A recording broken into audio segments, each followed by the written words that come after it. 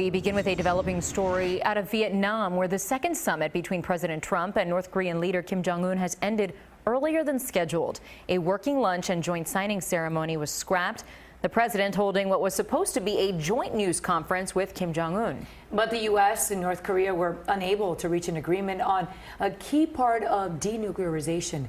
CBS 4's Stephen Portnoy has the latest from Hanoi.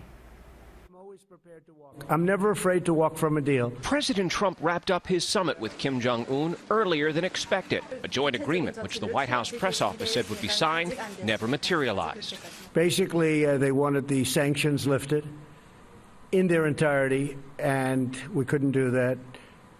They were willing to denuke a large portion of the areas that we wanted, but we couldn't give up all of the sanctions for that.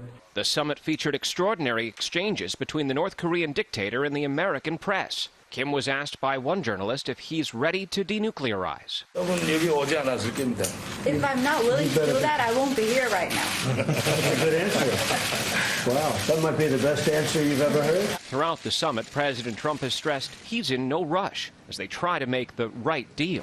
Speed is not that important to me. I very much appreciate no testing of nuclear rockets, missiles, any of it. The top U.S. goal has been to receive concrete steps from the North to dismantle its nuclear program.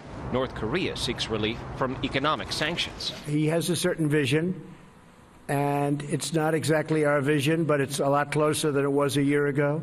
It certainly was surprising to see the North Korean dictator take questions from the American press.